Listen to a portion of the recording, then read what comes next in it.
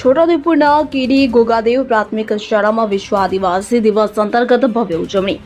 IFS Mahendra Singh Rathwa મુજબ મુખ્ય અતિથિ તરીકે ઉપસ્થિત રહ્યા। છોટાઉદેપુર તાલુકાની કેડી ગોગાદેવ પ્રાથમિક શાળા ખાતે વિશ્વ આદિવાસી દિવસની પરંપરાગત અને ભારે ઉત્સાહ સાથે ભવ્ય ઉજવણી કરવામાં આવી। ગૌરવશાળી પ્રસંગે આદિવાસી સમાજનું ગૌરવ અને છોટાઉદેપુર જિલ્લાના પ્રથમ IFS અધિકારી મહેન્દ્રસિંહ રાઠવા મુખ્ય અતિથિ તરીકે વિશેષ ઉપસ્થિત રહ્યા હતા। કાર્યક્રમમાં પદ્મશ્રી પરેશભાઈ રાઠવા, અગ્રણી સામાજિક કાર્યકર વાલસિંહભાઈ રાઠવા, નિરંજનભાઈ રાઠવા, ગોપાલભાઈ રાઠવા તેમજ મનુભાઈ રાઠવા જેવા સમાજના અગ્રણીઓ હાજર રહ્યા હતા।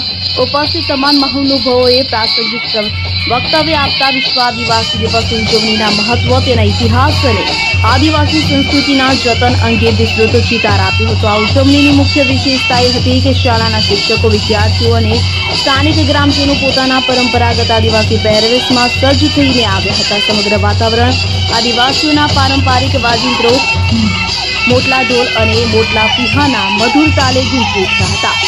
પરંપરાગત સંગીતના તાલે સૌ કોઈ ઝૂમી ઉઠ્યા હતા અને પોતાની સાંસ્કૃતિક ધરોહરને ગર્વભેર ઉઠી હતી।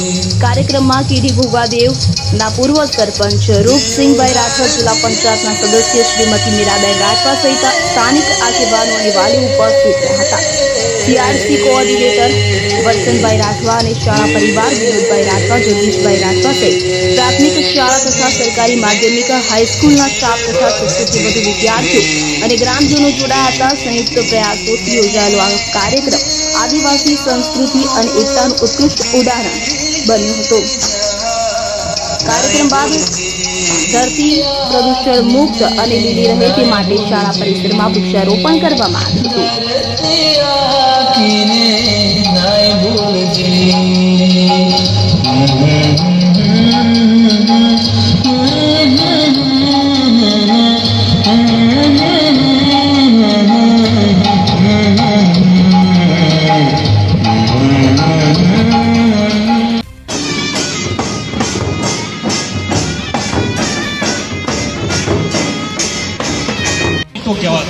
જે આપણે કદાચ ગાયન કહે છે, ઇન્દ્રની પૂજા કરે ત્યારે જે ગાયન કરતું હોય ને તેનું, એ ગાયનની અંદરથી અમને નક્કી કર્યું કે આપણો ઇતિહાસ જેના પુરાવા છે એ પુરાવામાં 25,000 વર્ષ પહેલાંનો છે।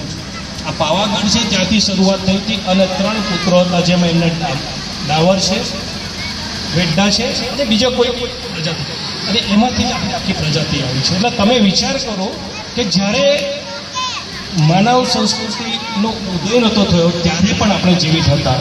એ શાના આધારે? આપણી લોક પરંપરાઓ, આપણી જીવનશૈલી અને એના આધારે। હવે મારો તમને એક જ પ્રશ્ન છે કે સરકારને કે પછી વિશ્વના બહુ જ મોટા જે ટોપ લેવલના માણસો છે એમને શું જરૂર પડી કે આદિવાસી દિવસ ઉજવે? કારણ થયું કે જો જ્યારે કંઈ નહોતું ત્યારે પણ આદિવાસી જીવતા હતા, એટલે હવે જે સમસ્યા ઊભી થાય છે એનું મૂળ સોલ્યુશન પણ એમની પાસે છે। એટલે જો આ આદિવાસી નહીં સચવાય તો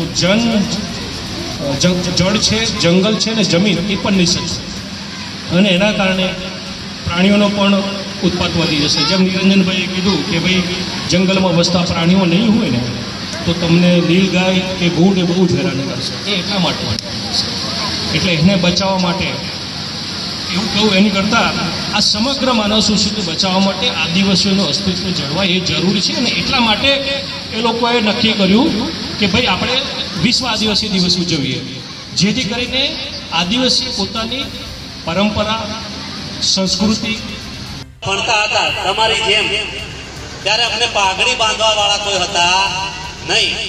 આજે તમે વિદ્યાર્થીઓ અને વિદ્યાર્થીને પાઘડી બાંધી છે ત્યારે અમને ખરેખર ખબર પડે છે કે આપણું જે આદિવાસીપણું છે એ આજે જીવતું ને જાગતું છે। એટલે આપણે પાઘડી બાંધી છે એના માટે આપણે તાલીઓ મારી લઈશું।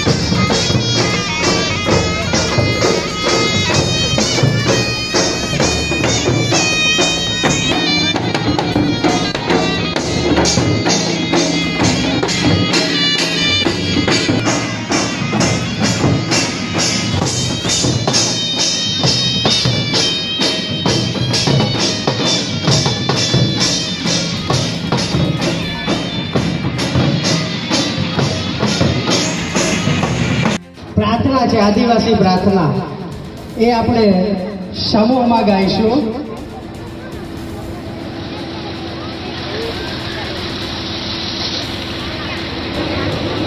હે